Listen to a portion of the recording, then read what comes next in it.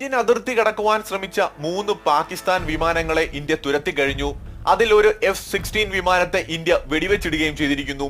ഏറ്റവും പുതിയ വാർത്തകൾ ഇപ്രകാരമാണ്. പാകിസ്ഥാൻ ശ്രമിക്കുന്നത് ഇന്ത്യയുമായ ഒരു യുദ്ധത്തിനാണെങ്കിൽ അതിന്റെ നാശനഷ്ടം ഏറ്റവും കൂടുതൽ അനുഭവിക്കേണ്ടി വരുന്നതും അവർ തന്നെയായിരിക്കും.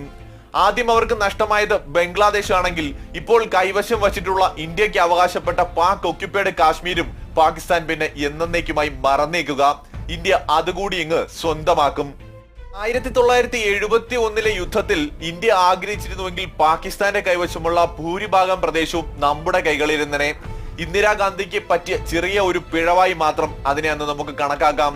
ഇന്ത്യൻ സൈന്യം തിരിച്ചിറങ്ങി വന്നതുകൊണ്ടും മാത്രമാണ് ഇന്ന് പാകിസ്ഥാൻ ഈ നെളിഞ്ഞു നിന്ന് ഇന്ത്യക്ക് മുന്നിൽ സംസാരിക്കാൻ മാത്രം വളർന്നത്.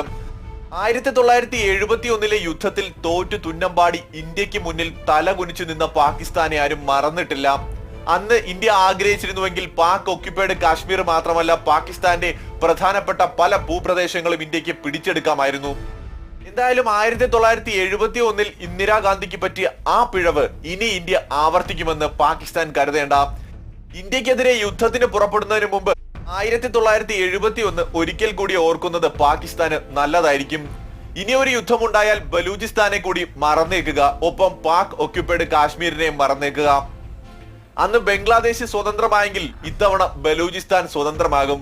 പാക് ഒക്യുപ്പൈഡ് കാശ്മീർ ഇന്ത്യക്ക് സ്വന്തമാവുകയും ചെയ്യും. അതുകൊണ്ട് തന്നെ ഒരു യുദ്ധത്തിനാണ് ശ്രമമെങ്കിൽ പാകിസ്ഥാൻ ഇത്തവണ വിവരം അറിയുക തന്നെ ചെയ്യും.